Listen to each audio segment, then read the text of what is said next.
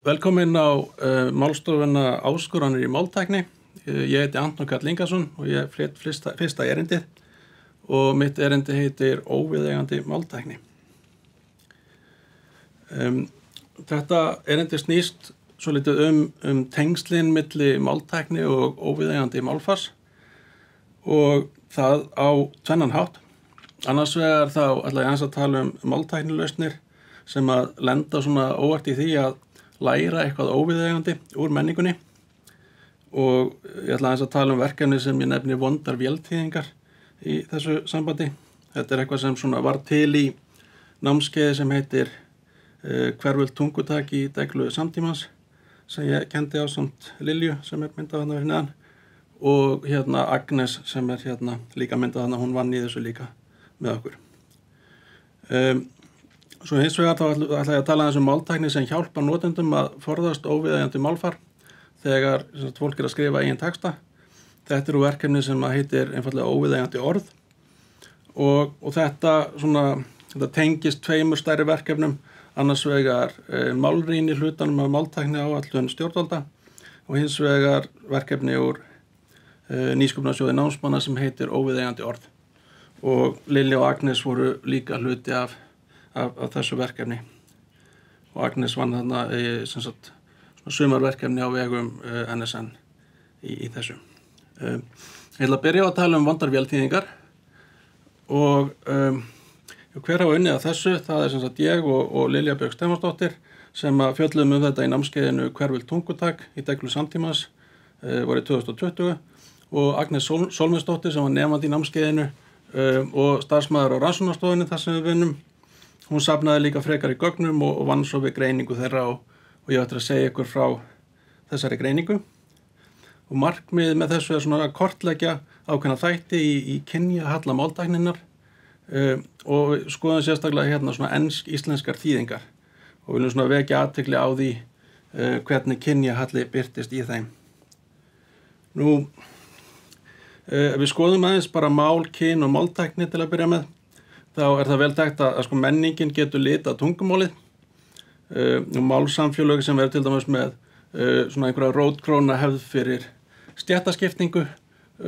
Það eðlilegt að þau hafi orð og beygingar til þess að tjá þessa stéttaskiptingu og þetta hefur oft verið bent á. Og svo aftur á móti ef menningin ekki með eitthvað eins og forngríkir áttu ekki snjallsíma, þá var ekki orðið yfir snjallsíma í forngrísku. Sem auðvitað kemur ekki óvart. Nú málið tengist líka útilokun og staðalmyndum og það hefur komið fram í umræðu síðustu ára að sumt fólk það upplifir útilokun þegar karlkyn notað sem svona sjálfgefið kyn fyrir fólk í íslensku og við getum tengt ákveðin hlutverk í menningunni við svona lærðar hugmyndir sem við tengjum við eitthvað ákveðið kyn og það getur haft áhrif á það hvernig við notum málið. Og svona áskorinn þessu að máltækni hugbúnaður sem auðvitað bara vél, hann lærir af texta sem hann þjálfaður á og það texti úr menningunni og tæknin það fullkomin að hún getur lært svona kynjahalla úr menningunni. Og svo við kannski tölum aðeins meira það áður en við förum mér í tæknina svona vandamál tengt kyn í málinu. Það þarf svo sem ekki máltækni til að kyn sé flókið í íslensku. Það stundum sjálfgefið að nota karlkyn í svona setningu eins og númer 1, allir velkomnir. Þetta svona það sem að málkerfið segir okkur. Börn tileinka sér málkerfið það sem venjulegt að segja allir velkomnir. En svo eru sum sem vilja frekar nota hvorugkyn til að útiloka enginn þarna. Þeir þá segja öll velkomin í staðinn. Þarna kemur upp svona ákveðin hagsmunaárekstur. Einn hópur sem upplifir einhvers konar útilokun finnst þá að setning eins og 1 vísi ekki í sig. Þetta þá til dæmis ef viðkomandi er kona eða einhver sem hvorki konan í karl þá getur viðkomandi fundist að númer 1 vísi bara í karla. Nú svo annar hópur sem getur upplifað einhvers konar svona kjánarhöll út af því að númer 2 brýtur gegn máltilfinningunni og finnst þetta óþægilegt að fólk tala svona. Og þetta flókið að því að þetta kallar á afstöðlun málsins og kannski svona umburðarlyndi gagnvart breytileika sem svolítið ólíkt því að málstefna gengur oft út á það staðlamálið, en þannig sem sagt svona konar upp aðstæður sem kalla á afstöðlun. Þannig eru aðstæður sem hópur 1 þarf að skilja að fólk breytir ekki kerfinu sínu auðveldlega og hópur 2 þarf að skilja það að útilokun alvarlegt mál, sérstaklega fyrir hóp 1. Þarna þarf ekki máltækni til. En ef við förum svo yfir í þýðingar og vélrænar þýðingar, þá læra þýðingavélar eins og Google Translate af texta sem menningin framleiðir og það endurspeglað þá hugmyndir kyn í menningunni. Og þetta þekkt úr rannsóknum á öðrum málum, eins og til dæmis í rannsókn frá 2019 þar sem var verið að skoða þýðingar milli ungversku og ensku meðal annars.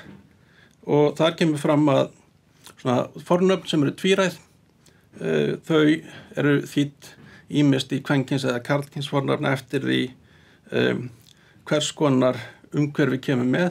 Þannig að til dæmis fáum hún hjúkrunarfræðingur frekar en hann hjúkrunarfræðingur og hann verkfræðingur frekar en hún. Þráttur að það séu engar upplýsingar í setningunni sem segja hvort kynið ætti að vera. Og aðeins 4% tvíræðra fornafna svona starfsfólk var þýtt með kvenkyns persónufornafni í svona samhengi tengdu tækni, vélum og starffræði sem sýnir býsna skarpan kynjahalla. Og ef við skoðum þetta á íslensku, þá getum við skoða setningar með lýsingarorðum. Setningar eins og I am vulnerable, I am insecure, I am weak. Það eru setningar með einhvers konar lýsingarorðum sem að tjá einhvers konar veikleika. Á móti setningum eins og I am strong, I am confident, I am amazing. Prófum þetta inn í Google Translate, þá kemur fram að þýðingakerfi það þýðir veikleika orðinu öll með kvenkyns lýsingarorði, en þessi svona styrkleika lýsingarorði öll með karlkyns lýsingarorði. Og þetta auðvitað mjög skarpur kynjahalli og svona birtingamynd af því hvernig kynjahalli í Google Translate birtist í tilviki íslenskunar. Og þetta eitthvað sem við vildum skoða betur og Agnes sérstaklega vann í því að kóða þessi orð og greina þau svo litið með okkur.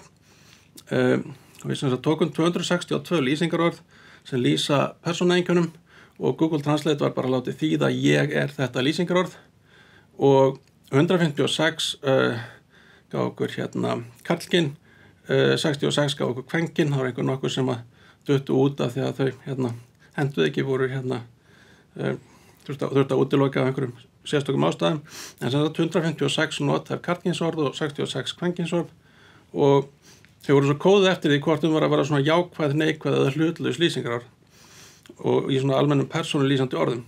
Og það kom fram að miklu líklegra að karlkyn sé tengt jákvæðum lýsingum en kvenkyn tengt neikvæðum lýsingum, sem annað dæmi svona hvernig þetta birtist þessi kynjahalli í þýðingunum. Og svo fórum við og svona greindum líka svona útlitslýsandi orð, lýsingarorð sem lýsa útliti mannesku. Aðeins færri, ekki alveg, tölunar í línu 2 ekki réttar þarna. Það voru 67 lýsingarorð sem lýsa útliti mannesku og þau voru kóðuð aftur eftir því hvort eru jákvæð, neikvæð eða hlutlaus. Og þarna kom fram sá munur að karlkyns orð sem lýsa í tilviki karlkyns, þá fengum við miklu frekar neikvæð orð sem lýsa útliti eins og ljótur.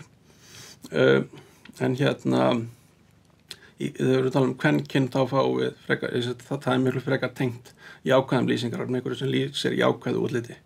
Og þetta auðvitað mjög trúlegt að þetta tengist líka einhverjum hugmyndum úr menningunni svona staðalmyndir kynja. Þannig að þetta svona dæmi eitt vandamál sem kemur fram, áskorun í máltækni vegna kynjahalla í menningunni. Svo ætla ég að segja ykkur líka frá verkefni sem heitir óviðeigandi orð. Einnig ég og Lilja og Agnes sem unnu að þessu. Og sem sagt Agnes, hún safnaði gögnum og vann við greiningu þeirra og ég svona stýrði þessu ásamt Lilju Björk Stefánsdóttur og auk svona sjálfstæðrar söfnunar á vegum okkar verkefnis þá unnum við líka með gögn frá miðeind og samrámi. og markmiðið var bara að kortleggja óviðeigandi orð í íslensku. Það var búin til gagnagrunnur, safn 2000 svona óviðeigandi orða sem voru bara skráð og flokkuð og litið á orð sem eru almennt óviðeigandi í afmörkuðu samhengi eða gildishlaðin á einhvern hátt. Þannig að það gæti verið tilefni til þess í málfarsráðgjöf að benda notanda á að eitthvað varðandi hvernig á að fara með þetta orð hugsanlega að stinga upp á öðru orði í staðinn. Þetta er erfitt verkefni vegna þess að það er mjög algengt að tilfinning fólks fyrir svona orðum sé mjög ólík. Það sem einum finnst óviðeigandi finnst öðrum ekki óviðeigandi. En þessu höfum við samnað saman eftir bestu getu og gefið það út í opnum aðgangi á GitHub og ég ætla að gefa ykkur sýna ykkur slóðinu það eftir augnablik. En svona notagildi í þessu er að við getum þróað sjálfvirkan málfarsráðgjöf, þess að leiðréttingaforrit geta nýtt sér þetta til þess að benda á þarna notað eru óviðeigandi orð, kannski viltu nota eitthvað annað. Og svo er þetta líka svona eins og undirstaða fyrir frekari skráningu og frekari flokkun á óviðeigandi orðum og gildislaunum orðum í íslensku. Nú ef við bara byrjum á því að skoða eins flokkana, þá eru þetta flokkar sem voru sérstaklega skráðir í verkefninu. Almennt óviðeigandi orð, blótsyrði, drykkjuorð, fötlunarorð, heilbrigðistengd orð, kynjuð orð. Svo ætla ég að tala þarna sérstaklega fagheiti. Þarna í rauðu, það merkir að ég ætla svona að þysja inn á það og skoða það aðeins betur. Þannig að sjáu þess ýmsa flokka sem að er auðvitað að ímynda sér að til séu einhver óviðeigandi orð sem tengjast þessum flokkum. En skoðum bara aðeins fagheitin. Hérna eru orð úr fagheitaflokknum. Þarna eru orðið eins og barnaheimili, barnapía, bensíntittur, dagmamma, fóstra og svo framvegis. Og aftur hann hef ég tekið fóstra og svona rauðað það, þegar ég ætla svona að þysja inn á það og skoða það betur. Þarna eru alls konar orð, sum þeirra eru klárlega neikvæð, sum þeirra eru kannski þannig að þau voru viðeigandi einu sinni en eigi ekki lengur við af því að núna er eitthvað annað orð komið í staðinn. Sum eru kannski þannig að sumum finnst þau bara allt í lagi og öðrum finnst þeim þau ekki góð. En að minnsta kosti höfum við núna smá meiri forsendur til að fjalla þau þegar við erum búin að safna þeim saman. Og skoðum núna fóstru. Fyrir fóstru þá er uppletti orð fóstra auðvitað, skráum orðflokk, nafnorð, einhvern kóða, M fyrir fagheiti og svo er svona einhver merking á þessu. Þetta er svona fóstra, merkir í leikskólakennari, leikskólaliði eða starfsmaður á leikskóla. Það á ekki lengur við að nota fóstra þessi hugtök, en þó er sagt að einhverjir þó vilja þó vera kallaðir fóstrur, til dæmis þau sem fóru í gamla fósturskólan vilja það stundum. Þannig að þannig eru að benda okkur sem að hugsanlega sumum finnst óviðeigandi en aðrir vilja kannski nota það í einhverju samhengi.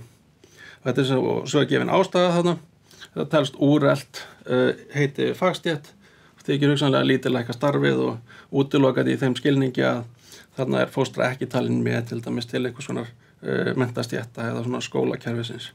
Eða það má hugsa sér þannig skilningaði.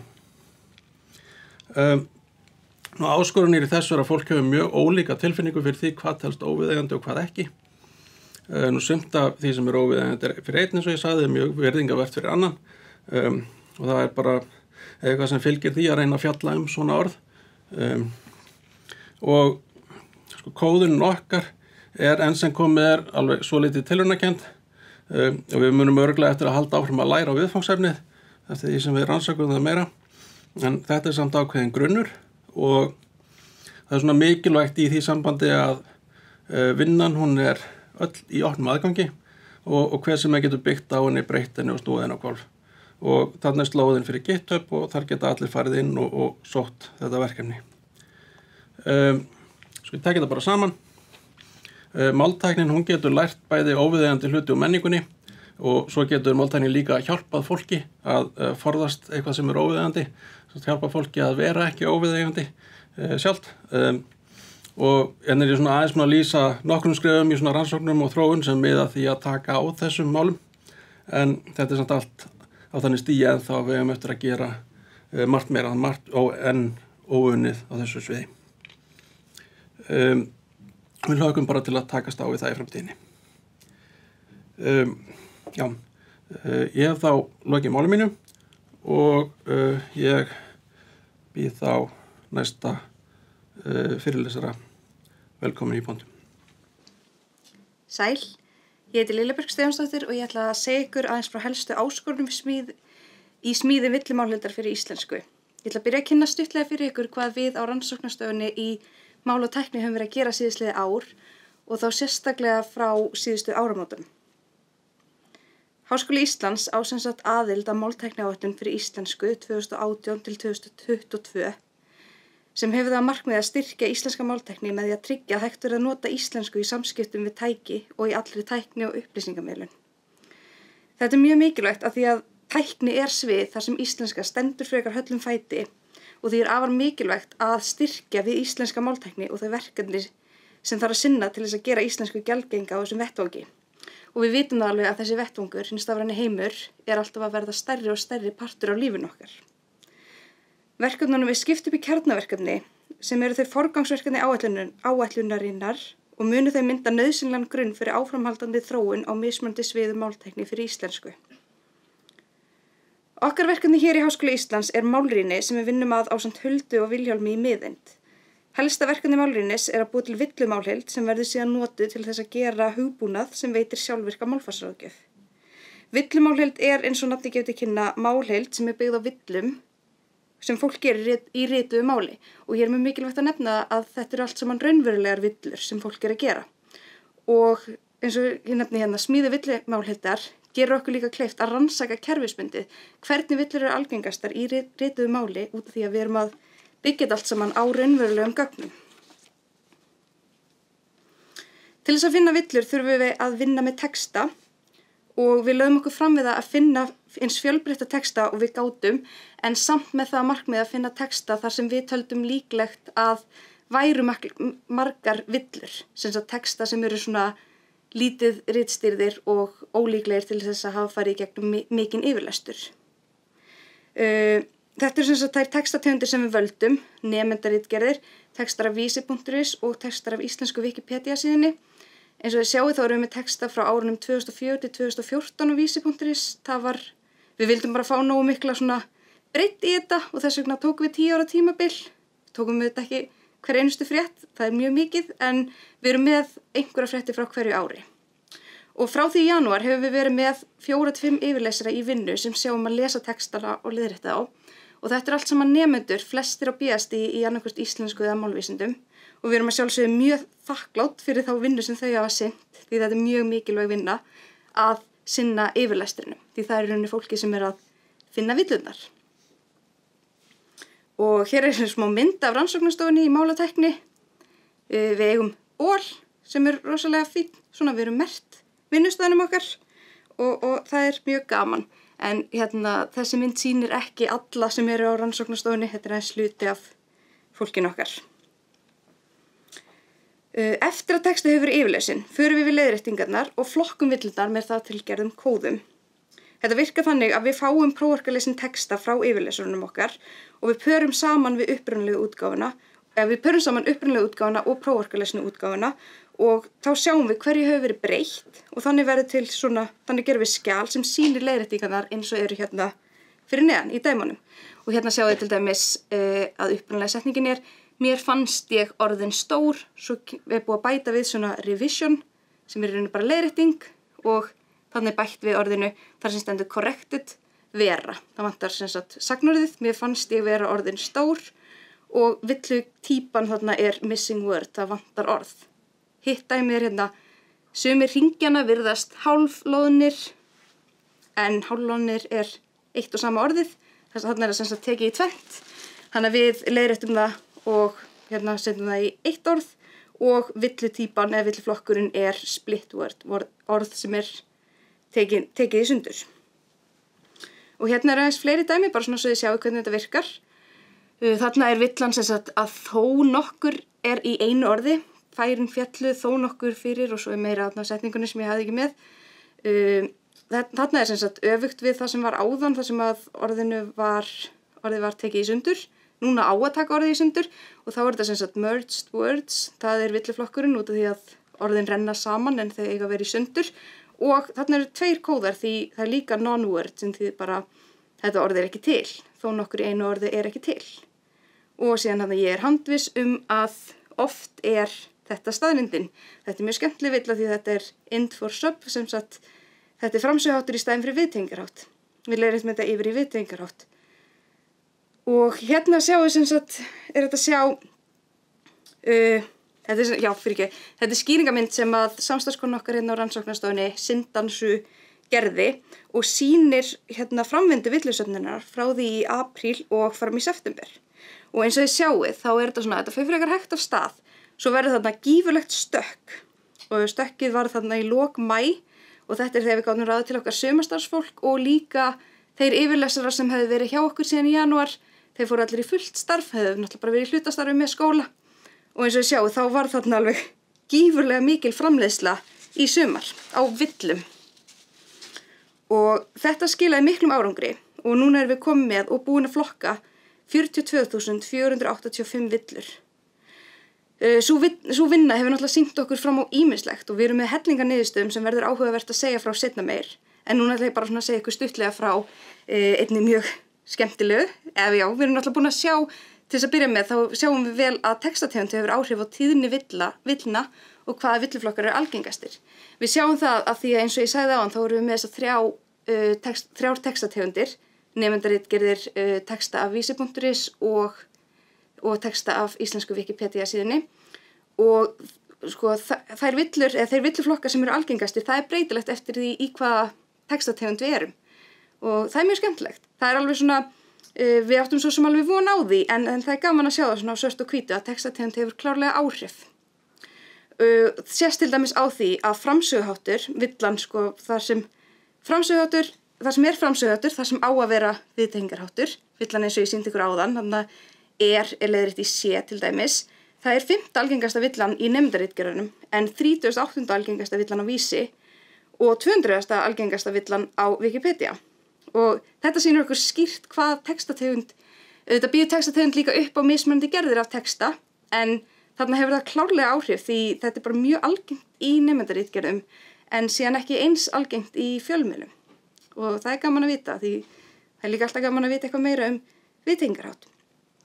Og síðan það orðalagsvillur, villur sem við komum bara á köllum svona wording, þar sem bara þarf að umorða. Þær eru algengastar í öllum textategundum. Og það var svona, það kom okkur ekki beint á óvart. En nú kemur að því að fjalla nokkra helstu áskorunum sem við höfum staðið frammi fyrir, síðan vinna við villusöfnunina hófst.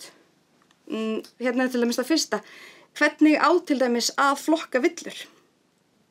Algjör grunnflokkun væri til dæmis að kalla bara eitthvað málfræðivillur, annað stafsetningavillur.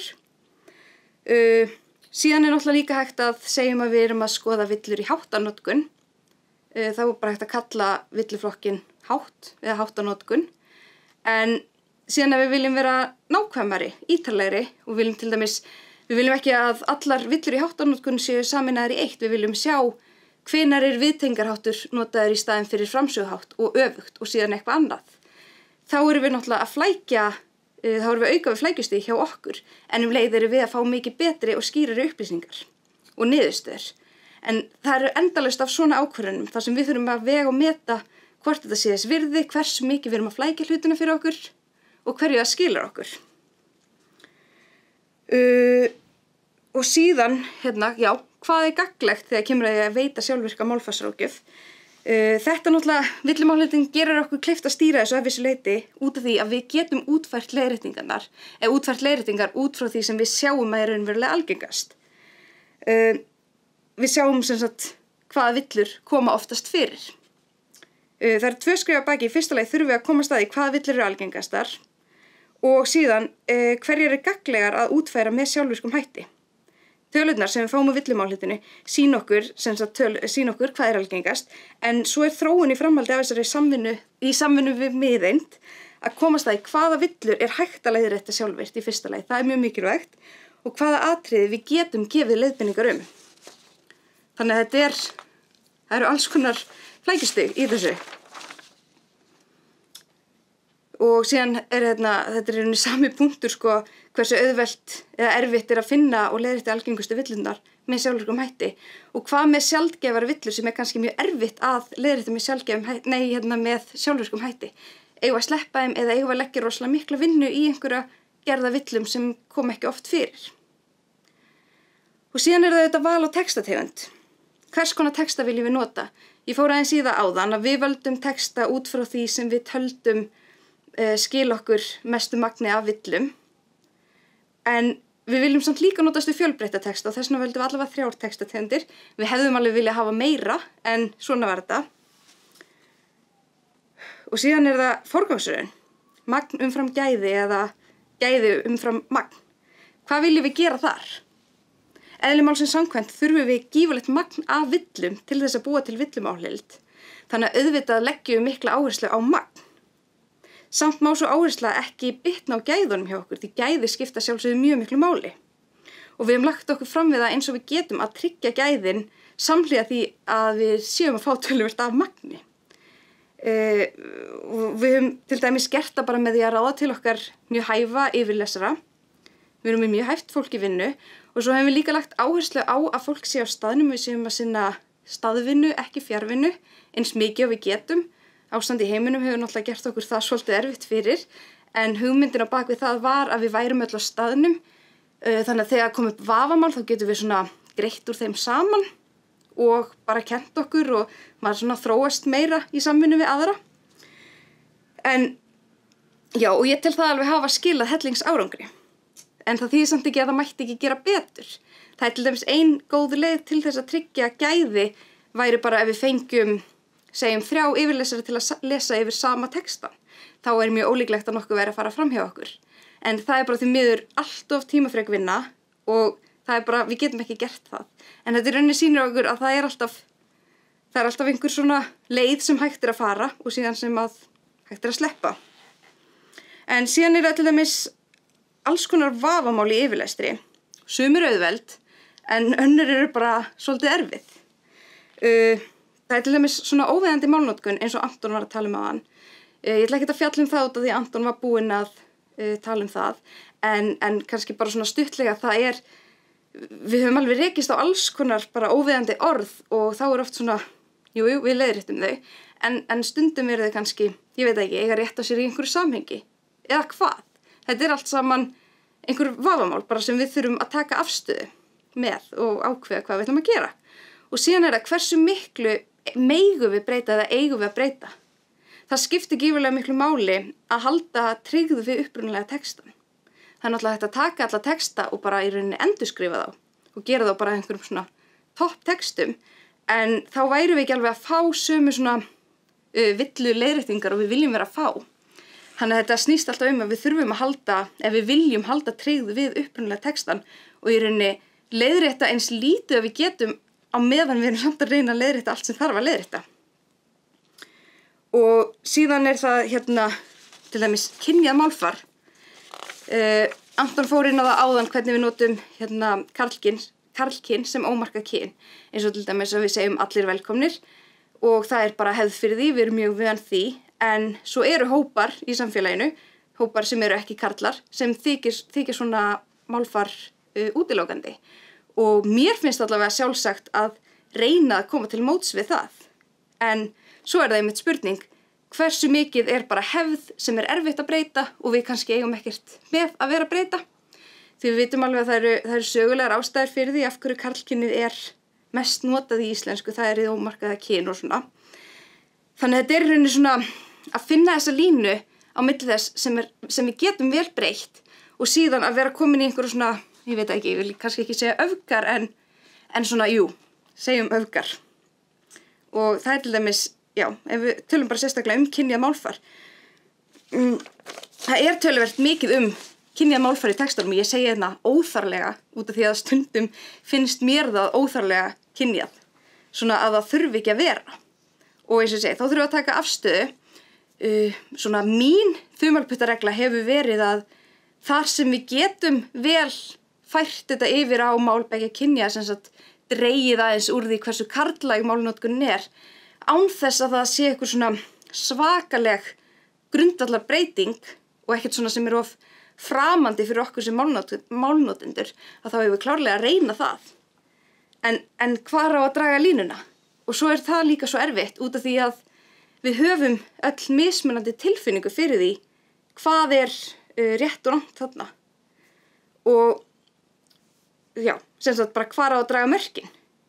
Stundum, þetta miserfitt. Stundum það, ég veit ekki, tiltölulega auðvelt, ég ætla bara að segja það. Og ég ætla að tala hérna sérstaklega notkun á orðinu maður yfir fólk. Fólk hefur gífurlega mismunandi tilfinningu fyrir þessu orði. Sumum sem eru ekki menn finnst þetta útilokandi, en öðrum ekki, og jafnvel þú veist líka fólk sem þá ekki menn, finnst þetta allt í lagi út af því þetta náttúrulega, þetta málvenja, það löng hefð fyrir því að tala konur og öll kyn sem menn. En hvað með eins og þessi dæmi hérna? Lögfræðingar eru menn sem flytja mál til að verja hagsmuni annarra. Þetta úr nemendaritgerð, þetta raunverulega villa hjá okkur. Ég, fyrir mitt leyti, mér finnst þetta þýða að lögfræðingar séu karlmenn. En svo eru kannski aðrir ósammála, en ég ætla samt að kalla þetta svona einfaldara dæmi, því mér finnst þarna létt eða svona auðvelt að ákveða að breyta bara menn í einstaklingar, aðilar. Lögfræðingar eru einstaklingar sem flytja mál. Það þarf ekki að vera menn þarna. Og síðan því ljóst að peningar stjórna ekki alfarið hugafæri manna. Þarna mjög auðvelt að breyta manna í fólks. Það ekki? Því ljóst að peningar stjórna ekki alfarið hugafæri fólks. Ég held að með þessu þá erum við ekki að útiloka neitt, en þá getum við samt verið að draga inn hópinn sem að annars þykir svona málfari eins og það þarna upphaflega mjög útilokandi. Og eins og ég segi, mér finnst sjálfsagt að reyna að koma til móts við það því við viljum ekki að málið virki útilokandi fyrir vissa hópa. En svo eru önnur mál með eins og bara orðið maður yfir fólk miklu erfiðari. Orð eins og flóttamenn, fréttamenn, blaðamenn. Mér finnst flóttafólk svo sem allt í lagi, en fréttamenn, fréttafólk, það alveg svona nákvæmlega sama merking. Því fréttamaðurinn það bara starfsheiti, það mjög svona rótgróið starfsheiti og konur eru alveg kallaðar fréttamenn, kannski líka fréttakonur, ég veit það ekki, eða jú, eitthvað. En eins og blaðamenn. Við tölum ekki blaðafólk, það nokkuð? Og ekki blaðakonur. Blaðamenn, og svo klassíska dæmið alltaf alþingismenn. Konur sem hafa verið á alþingi hafa lýst því yfir, eða einhverjar allavega, að það kjósi bara orðið alþingismaður, því leið að fara að breyta því alþingiskona bara ekki sama starfsheiti að ræða eða eitthvað svona. Þetta náttúrulega bara sögulegt og mjög rótgróið starfsheiti.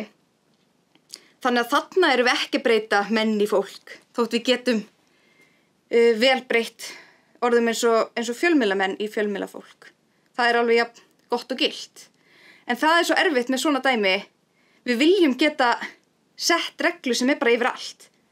Bara í öllum starfstitlum, segjum bara til dæmis að við séum að hugsa starfstitla, þar sem menn að breyta í fólk. Það ekki svo einfalt út af því að við segjum ekki blaðafólk og eiginlega ekki fréttafólk.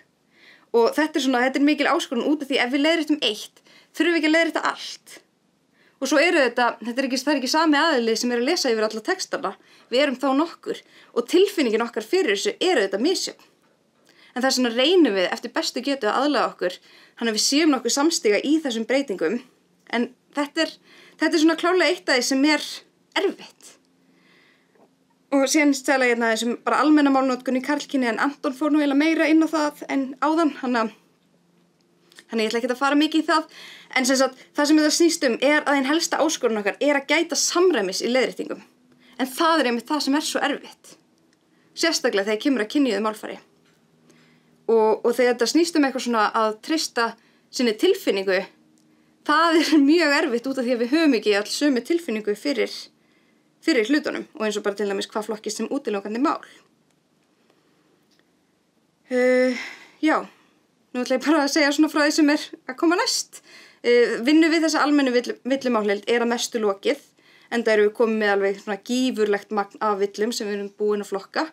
Og næsta dagskrá eru sérhæfðar villumáleildir. sem byggja eftir textum eftir fólk sem hefur ekki íslensku að móðumáli annars vegar og síðan verður önnur villimálheild eftir fólk sem með lesblindu eða dyslexíu hins vegar. Ástæðan fyrir að við erum með þetta aðskilið að við vitum að fólk sem er ekki móðumálshafar, sem hefur ekki íslensku að móðumáli, þau gera ekki nákvæmlega sömu villur eða það er ekki hægt að alhæfa að þegar við erum búin að rannsaka tíðni villna og sjá bara hvað er algengast. Við getum ekki alhæft það yfir stóran hóp fólks, yfir hóp innflytjenda, yfir hóp fólks sem hefur lært íslensku á fullorðinsaldri þegar við erum bara að byggja á textum eftir móðumálshafa. Og við erum að gera þetta, við erum núna að leitast eftir textum eftir fólk sem hefur ekki íslensku að öðru máli og við erum svona að koma okkur upp samstarfi við kennara í íslensku sem öðru máli og svo erum við að gera það sama með að leita eftir textum sem fólk með lesblindu hefur skrifað. Og við erum svona að fara aðrar leiðir í því og við stefnum að því að þeirri textasöfnun verði lokið svona á næstunni, það þarf mikið að gerast á næstunni, en þetta verður allt saman mjög spennandi og það verður rosalega gaman að sjá breytileikan í bara tíðni villna eftir í þessum sérhæfðu málheildum og síðan í almennu. Þannig bara takk fyrir. Sæluverði, ég heiti Þórunn Arnardóttir og ég ætla að segja ykkur aðeins frá nýrri íslenskri taugaþáttunarpípu frá þjálfun hennar mati og afurðum. Og þetta verkefni var sem sagt unnið sem meistarverkefni mitt í máltækni við HÍ núna í vor og meginmarkmið verkefnisins var að þróa íslenska þáttunarpípu sem inniheldur taugaþáttara. Og þessi pípa heitir sem sagt Ice Neural Parsing Pipeline. Og svona sem afleiðing af þessari vinnu þá var hún notuð til að búa til 2 nýja trjábanka.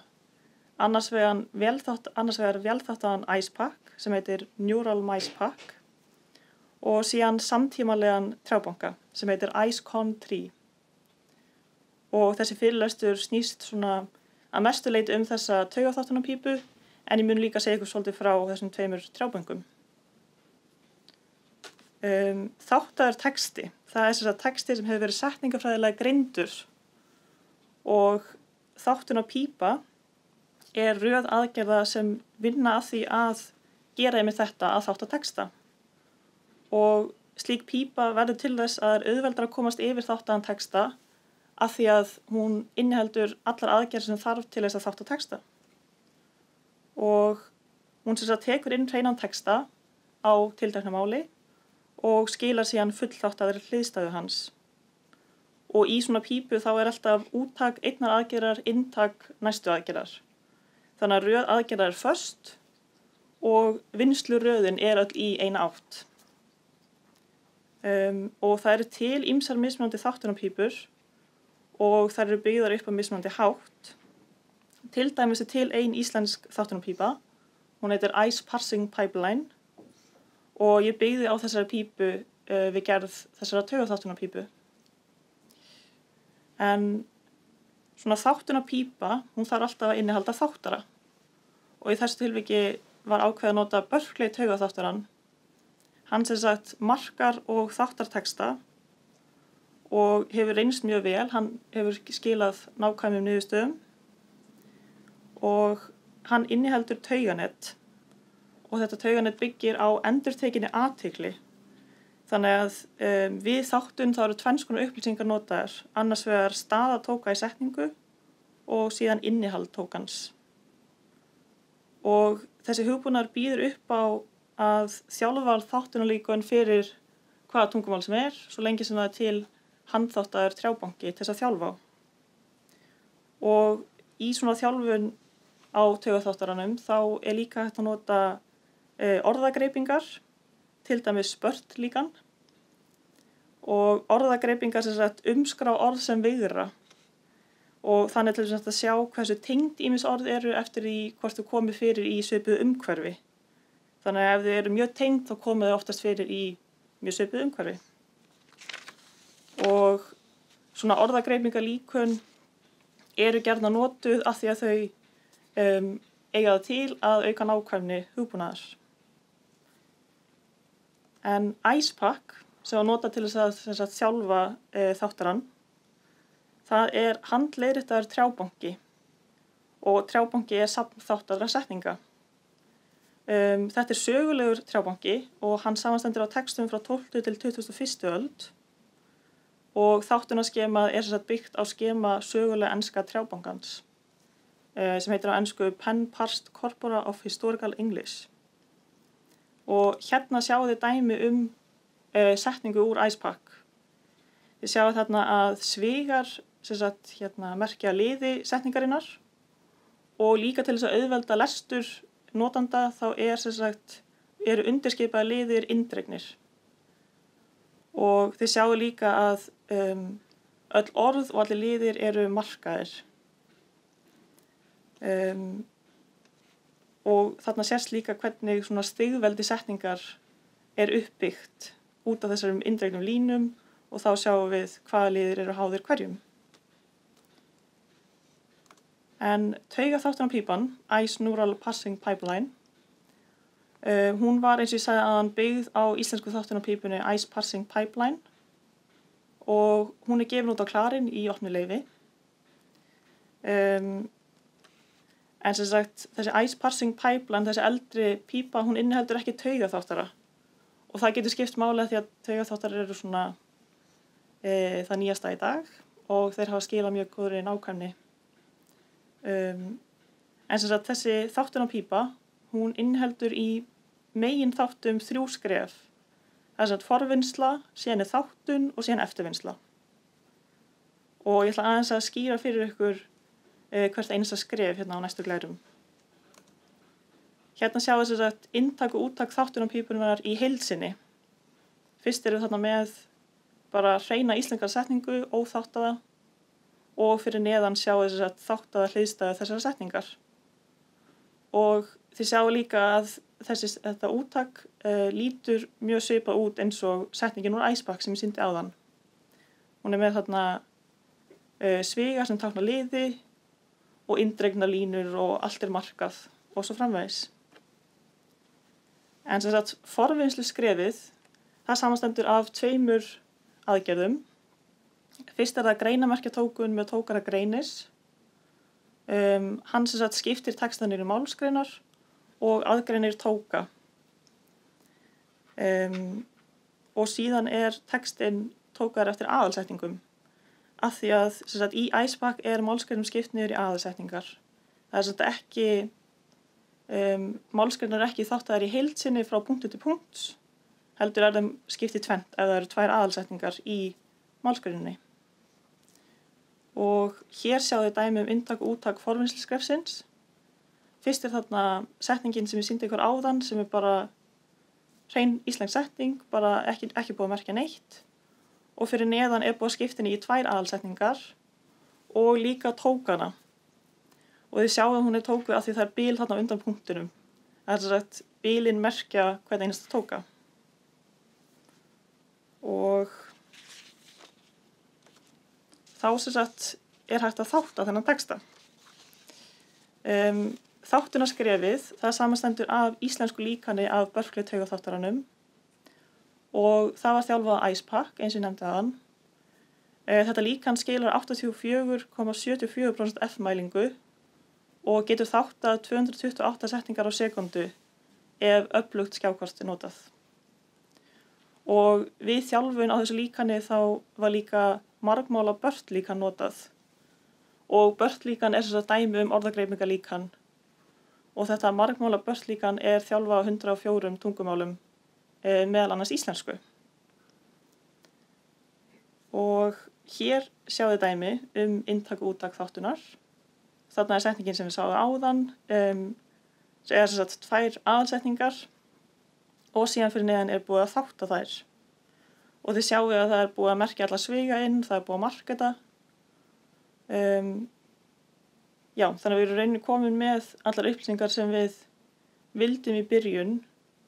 En eins og þið sjáu þá þetta ekki það læsilegasta og þetta lítur ekki út eins og setning úr IcePack.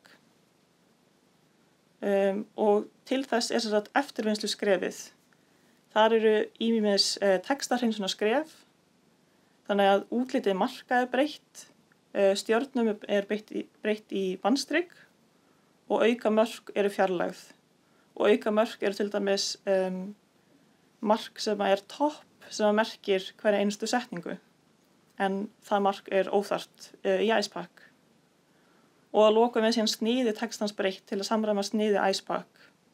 Eins og við sáum það voru þessar setningar eiginlega bara í einni klessu en þeim er breytt þannig að það er auðveldara að lesa þetta. Og þið sjáu hér hvernig þessi setning endar. Þannig er búið að taka eða skipta þessum stjörnum út fyrir bandstrik og fjarlægi þetta toppmark sem ég nefndi og núna er búið að skipta setningunum tveimur þannig að þær dreifast yfir á nokkrar línur og indreifna línur sína undirskipaða liði þannig að það verður svona læsilegra fyrir almennan notanda. Og það er kannski gott að benda á það að þetta er ekki nákvæmlega eins og IcePack sniðið heldur þessi þáttari hann merkir ekki uppflettimyndir, lemmur eins og IcePack gerir og sýnir heldur engin spor, enga tóma liði.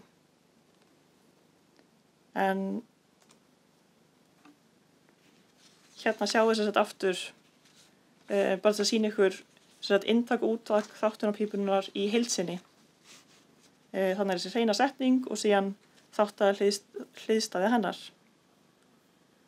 En við þjálfun þáttarans þá er hægt að hafa ýmsar mismunandi breytur og ég gerði nokkrar tilraunir með ýmsar þætti sem voru notaðir við þjálfun, hversu góð áhrif þeir höfðu á nákvæmnina og þannig. En hérna sjáðu upplýsingar nákvæmni besta þáttunarlíkansins. Það er með 84,74% F-mælingu eins og sagði áðan. Nákvæmni er 85%, heimt 84%, fullkomin samsvörun. Það eru setningar sem eru nákvæmlega eins og setningar prófunar málheildarinnar og fullkomin samsvörun er 46%. Og síðan mörkunar nákvæmni er 94,05%. Sem við sjáum er ansi mikið hærra heldur en þáttunar nákvæmnin. En ég prófaði aðeins að sleppa því að nota börtlíkan við þjálfun, bara til að sjá hvort það væri þess virði að nota börtlíkan eða ekki. Og eins og ég nefndi þá er börtlíkan notað í þessu nákvæmasta líkani. En ef ég sleppti að nota börtlíkan og notaði sömu breytunar og ég notaði í nákvæmasta líkaninu, þá datt F-mælingin niður 5% prósentustig og varð 79,75%. Þannig að þið sjáu að það er algjörlega þess virði að nota þetta börtlíkan við þjálfun. En síðan ef ég prófaði að nota ekki börtlíkan og notaði sjálfgerðnar breytur, þá hækkaði F-mælingin svolítið, fór upp í 82%, en er samt ennþá 2,5% lægri heldur en nákvæmasta líkanið. Og til að gera enda fleiri tilraunir, þá prófaði ég að nota mismunandi samsetningu gagna og í öllum tilvikum þá er prófunarhlutin 80% af IcePack í heild sinni. Nei, ekki prófunar, það er þjálfunarhlutin 80%, prófunar er 10% og síðan er þróunarhluti er 10% líka. En að því að þetta er sögulegur trjábanki þá er þetta að setja gögnin saman á mismunandi hátt. Og þetta nákvæmasta líkan það notast við dreifðgögn og það þýðir að hver tíundi hluti setninga í IcePack, 80% af þeim voru alltaf notuð í þjálfunargögnin og síðan 10% í prófunar og 10% í þróunar. En ég prófaði líka að nota elstu gögnin í þjálfun og þá var ég með elstu 80% af IcePack í þjálfun, yngstu 10% í prófun og síðan 10% þar á milli í þróun. Þá kom út 77% F-mæling sem við sjáum er 7% lægri heldur en besta niðurstaðan. Og síðan prófaði ég að snúa dæminu við, þannig að yngstu gögnin voru notuð í þjálfun og þau elstu í prófun. og þá var F-mæling 82,57%. Og það er 5% stiga hækkun frá því þegar elstu gögnin voru notuð í þjálfun. Þannig að þetta sýnir greinilega að þáttari sem þjálfaður á yngri gögnum, hann þáttar betur sem sagt eldri gögn, heldur en þáttari sem þjálfaður á elstu gögnum og á að þátta yngri gögn. En sem sagt þessar tilraunir höfðu ekki svo mikil áhrif á mörkunarnákvæmni. Þessi 2 líkön þar sem annars vegar elstu gögn eru notuð í þjálfun og síðan yngstu gögn eru notuð í þjálfun. Það er lítill munur á mörkunarnákvæmni þar, en þetta er samt 3% lægra heldur en besta líkanið. Og þegar mörkunarnákvæmnin er komin yfir 90% þá er hver bæting, eða þess að það verður alltaf erfiðara og erfiðara að bæta líkanið. En núna ætla ég aðeins örstutt að fjalla þessa 2 trjábanka sem urðu til út frá þessari þáttunarpípu. Annars vegar er það Neural Mice Pack og það er vélþáttaður trjábanki að þetta er texti sem hefur verið þáttaður með taugaþáttunarpípunni. Neural Mice Pack er stytting á Neurally Machine Parsed IcePack og þetta er svona vélþáttuð útgáfa af IcePack af því að þetta er sögulegur trjábanki. Hann inniheldur 52 texta frá 13. til 20. öld og að mestu leyti er þetta Íslendingasögur en það eru líka nokkrar skáldsögur þarna inni. Og hann inniheldur 1,7 milljón orða í 160.000 setningum. Og hann er gefinn út á Clarín með opnu leyfi sem var líka mjög mikilvægt og öll þessi vinna er gefinn út á Clarín með opnu leyfi. Og síðan var það hinn trjábankinn sem heitir IceCon3. Það er líka vélþáttaður trjábanki og þetta nafn stendur fyrir Icelandic Contemporary Tree Bank af því að þetta er að mestu leyti samtímatextar. Og textarnir sem voru notaðir í þennan trjábanka eru helmingur af risamáldinni og það er sá hluti risamáldarinnar sem er gefinn út með opnu leyfi. Og það var skiptið miklu máli að geta nota þann hluta risamáldarinnar til þess að þessi trjábanki sé síðan gefinn út með opnu leyfi. En textarnir í þessum trjábanka eru alþingisræður, dómar, lög, fjölmiðlatextar, til dæmis textar úr útvarpi og sjónvarpi og síðan eru þetta Wikipedia-greinar. Og hann endar á því að innihalda 520 milljón orða í tæplega 30 milljónum setninga. Þannig að hann er svolítið stór, en hann er gefinn út á Clarín með opnu leyfi aftur. Og hér sjáðu nokkrar heimildir, en núna hef ég lokið máli mínu. Takk fyrir.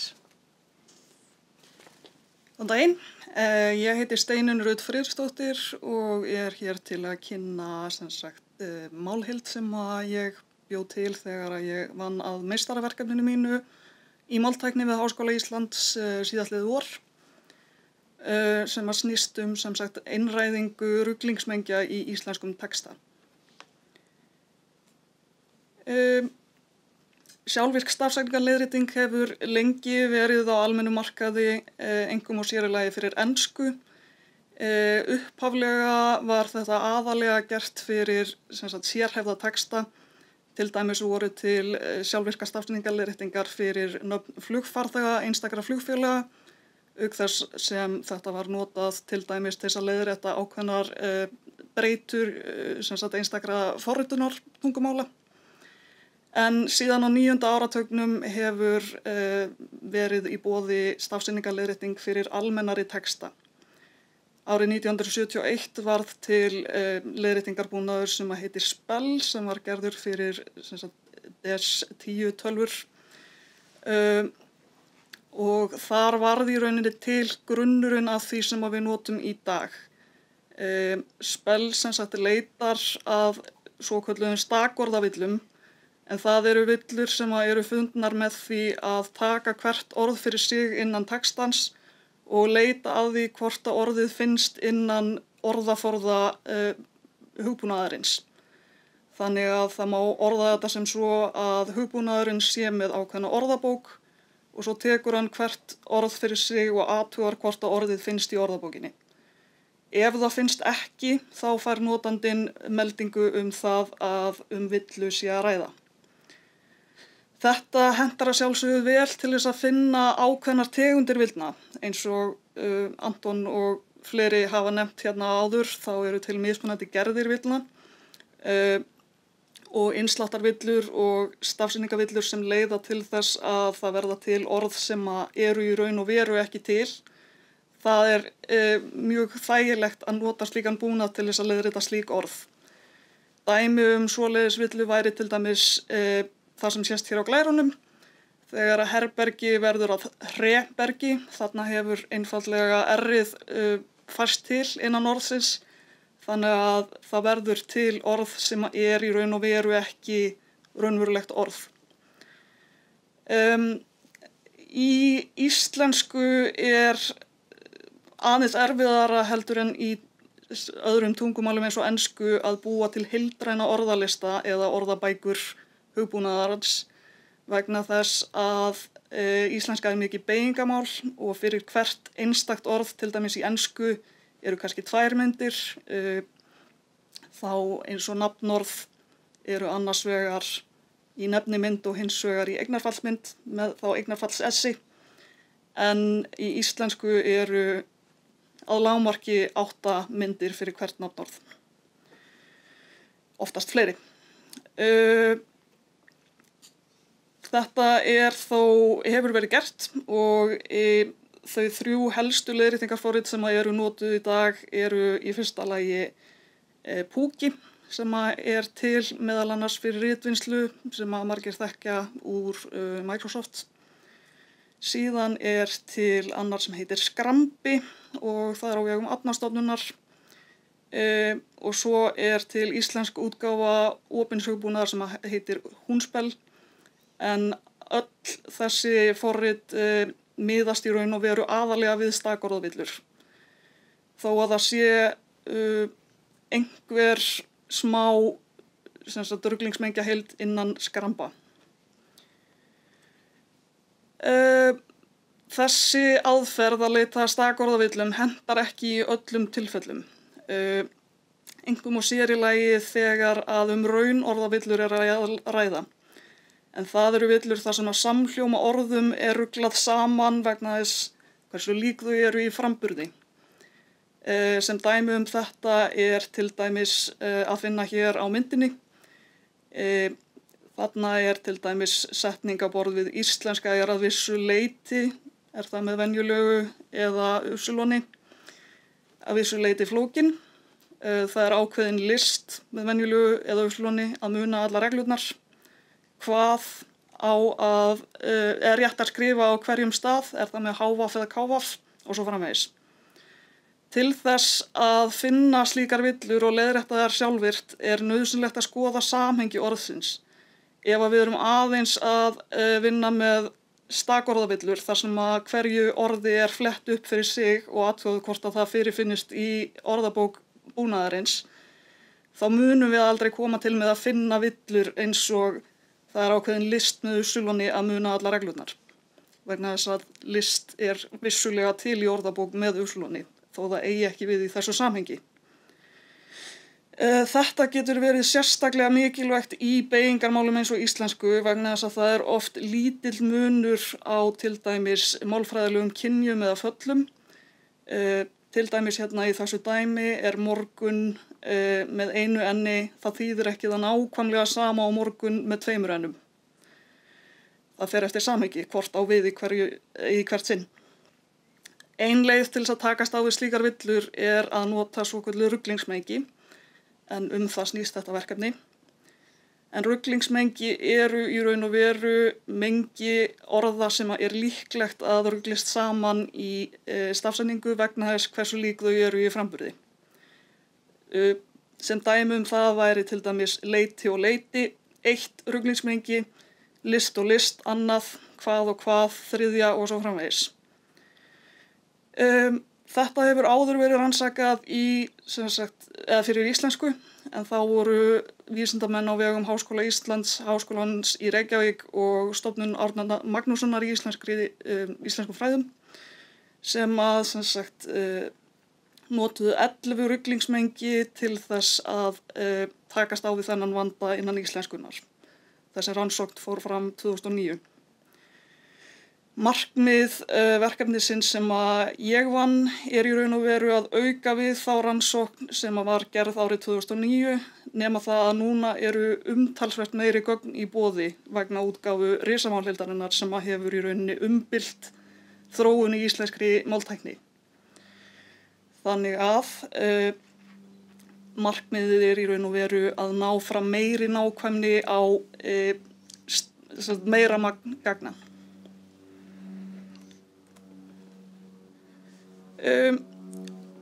Aðal afurð þessarar meistararannsóknar er útgáfa íslensku ruglingsmengjamálheildarinnar. En það eru sem sagt 5.665 ruglingsmengi úr 27 villuflokkum sem var safnað úr risamálheildinni og er núna búið að gefa út í opinni útgáfu bæði á Klarin, sem sagt íslensku útgáfu Evrópska gagnasafnsins sem hefur það markmið að gefa út máltæknigögn í opnum aðgangi, þannig að allir geti nýtt sér þau og byggt á þeim, og svo á GitHub. Það eru, eins og ég segi, 27 mismunandi flokkar villna í þessari málheild. Það eru í fyrsta lagi Y-pör, þar sem að annars vegar eru pör sem að innihalda Y og venjulegt I og hins vegar Y og venjulegt I. Þetta geta verið orð eins og leiti og leiti og sín til dæmis. Síðan eru samhljóðapör, þar eru orð sem að innihalda til dæmis 1N og 2N, en þessi flokkur er oftast munurinn á orðunum innan þessa flokks eru oftast hvaða málfræðilega kyn eða fall er að ræða. Síðan eru broddstafapör, en þar eru pör sem að innihalda annars vegar broddaðan staf og hins vegar óbroddaðan staf, eins og I og I sem að oft vill vefjast fyrir þeim sem að hafa ekki íslensku sem móðurmál, vegna þess hversu hljómlík þau eru og vegna þess að þessi hljóð eru oft ekki til í þeirra tungumálum. Þá eru annars konar samhljómapör, til dæmis HF og KF og R-eð og eð-R, sem að oft vill vefjast fyrir til dæmis þeim sem að eru með lesblindu, en á að sjálfsögðu við alla málnefnendur að geta ruglast á þessu. Öll þessi pör eru mynduð með því að einu hljóði er breytt, annaðhvort bætt við, fjarlægt eða skipt út, en síðan er einn flokkur þar fyrir utan sem eru svokölluð málfræðipör, en það eru 8 orðapör sem veru sett fram í tilraunaskyni til þess að athuga hvort að sama aðferð virkar á pör sem eru í raun og veru málfræðilega aðgreind, eins og mig og mér. Hvort að hægt væri að nota sömu aðferðir til þess að aðgreina það sem er í rauninu pjúra málfarsleiðrétting. Þessi pör voru ekki notuð í niðurstöðunum sem ég birti á eftir á niðurstöðuglærunni minni, einfaldlega vegna þess að dæmi slík pör, þessi pör eru mjög algeng í tungumálinu, þannig að setningadæmin þessi pör eru svo rosalega mörg að það var erfitt að keyra þetta á því tölvuafli sem mér stóð til boða. Flokkarnir voru valdir út frá ætluðu flækjustigi, þar að segja bæði fyrir hinn almenna notanda, en jafnframt fyrir þá sem eru annars vegar með lesblindu og hins vegar sem hafa ekki íslensku sem móðurmál. Og já, hversu algeng þau eru í tungumálinu. Hér má sjá dæmi innihald íslensku ruglingsmengja málheildarinnar sem að ég kalla ICOSC eða Icelandic Confusion Set Corpus á ensku. Þetta í fyrsta lagi bara hreinir orðalistar, textaskjöl sem að innihalda bara orðin í ruglingsmengjónum án nokkurar fleiri upplýsingar. Síðan eru setningadæmi sem að eru í raun og veru alveg eins. Þau eru hrein setningadæmi sem eru sett í textaskjölum og eru þessi fyrst og fremst ætluð til þess að nota í máltækniverkefnum. En hér auk þess að finna tíðnitöflu, en þessi tíðnitabla sýnir ýmislegt. Fyrsti og fjórði dálkurinn eru bara orðin innan hvers ruglingsmengis og þar á eftir fer heildartíðni þeirra í gögnunum sem voru notuð. Síðan sjáum við mörkun þeirra orða sem eru í þessum ruglingsmengjum og einstaka tíðni hvers marks fyrir sig, af því að orð geta oft staðið í fleiri en einu marki. Síðan eru 7. og 8. dálkurinn, en þeir sýna hvort að þetta ruglingspar sem verið að skoða sé málfræðilega sundurlegt, þar að segja að mörkin sem að koma fyrir í þessum orðum eru aldrei þau nákvæmlega sömu, þannig að orðin standa aldrei í nákvæmlega sama setningafræðilega samhengi, eða hvort þau séu málfræðilega alveg eins, þannig að þá standa þau alltaf í sama setningafræðilega samhengi. Þetta í rauninni segir okkur hvort að orðin eru merkingafræðilega eða setningafræðilega aðgreind. Síðasti dálkurinn síðan bara til einföldunar til þess að athuga hver tíðni sjaldgæfara orðsins innan parsins sem að hjálpar til við að ákveða hvaða pör á að nota í máltækni tilraunum. Svo gerði ég vissar tilraunir með vélrænt gagnanám, en það eru oft strjálgögn þegar svo mörg málfræðimörk að ræða og það af leiðandi ekki hægt að nýta öll pörin í tilrauninnar. Þannig að ég miðaði við að setningadæmi þeirra para sem ég notaði væru að minnsta kosti 10 og oftast fleiri. En samt ekki allt og mörg af því að þá réð tölvuaflið mitt ekki við það. Málheildin inniheldur 3641 sundurleg ruglingsmengi sem eru setningarfræðilega aðgreind, 636 ruglingsmengi sem eru málfræðilega eins og þar af leiðandi merkingafræðilega aðgreind og 1388 ruglingsmengi sem að falla undir hvorugan fyrrnefnda flokk, sem að þýðir að þau geta stundum staðið í sama samhengi og stundum ekki, eftir bara samhengi hverrar setningar. Það kom nokkuð á óvart að aðeins 11% þeirra mengja sem að ég safnaði voru merkingafræðilega aðgreind, sem að getur stafað af því að íslenska mikið beygingamál eins og hefur komið fyrir áður, eða komið fram áður. Og þar af leiðandi kannski ólíklegt að orð standi í nákvæmlega sama samhengi, eða að minnsta kosti ólíklegra en ekki. Þá valdi ég 16 regluþætti til þess að búa til svokallaða þáttavigra sem eru notaðir til þess að þjálfa flokkarana sem ég tala á næstu glæru. Og þeir eru regluþættirnir eru handsmíðaðir og fela til dæmis í sér upplýsingar eins og hvort að orðið sem stendur á undan markorðinu sé persónubeygð sögn, eða hvort að orðið sem stendur á eftir markorðinu sé nafnorð í aukafalli og svo framvegis. Það má sjá nánari upplýsingar hérna á myndinni sem ég set á glæruna. Þessir þættir voru bornir saman við svokallaða orðaskjóðuþætti eða bag of words, þar sem að orðaforða allra setningadæmana sem eru til skoðunar hverju sinni safnað saman og síðan þáttavegur myndaður út frá hverri setningu fyrir sig með því að merkja við hvort að ákveðin orð koma fram í setningunni eða ekki. Þetta til þess ætlað að athuga hvort að ákveðin orð komi frekar fyrir í samhengi annars orðsins en hins. Og síðan, sem sagt, voru tvígildisflokkarar þjálfaðir á setningadæmum.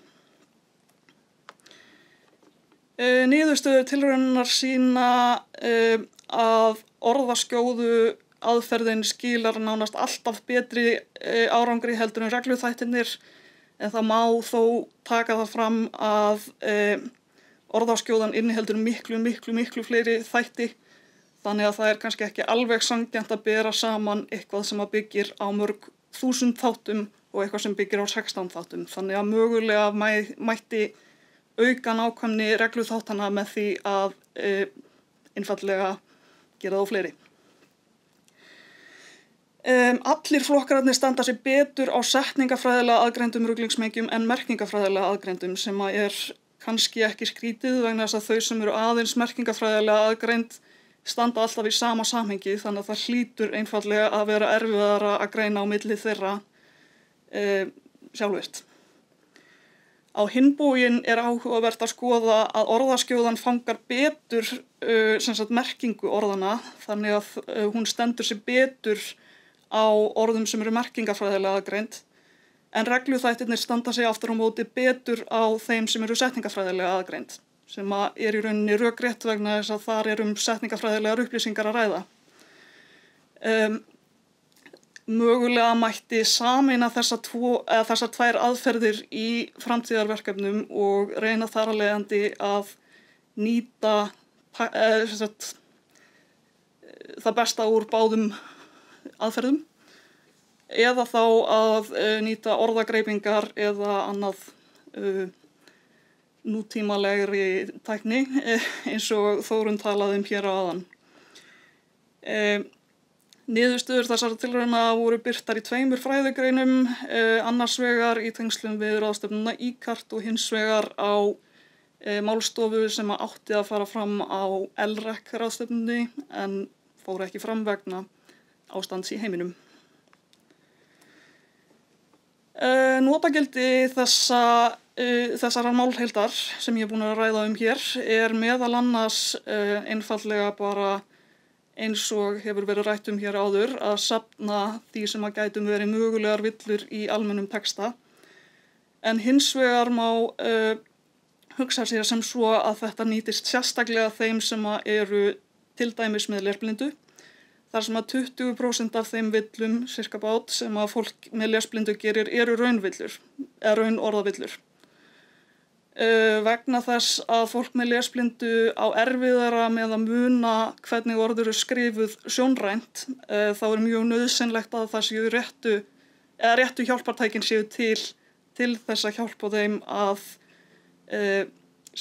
koma frá sér texta sem er villulaus. Þá má líka nefna að fólk sem talar íslensku sem annað mál er líklegra til þess að rugla saman málfræðilegum kynjum eða föllum, einfaldlega vegna þess að þau eru ýmist ekki til í móðurmáli þeirra eða eru öðruvísi í móðurmálinu þeirra. Dæmi slíkt orð væri til dæmis sólin sem er kvenkyns bæði í íslensku og þýsku en karlkyns í frönsku. Þannig að það væri alveg rökrétt að frönskumælandi manneskja myndi setja sólina í karlkynni í íslensku.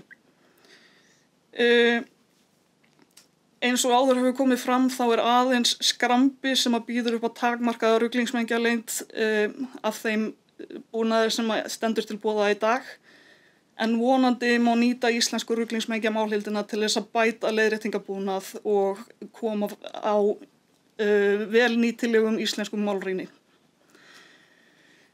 Þar með lýk ég máli mínu og við ljúkum þessari málstofu og þökkum áheyrnina.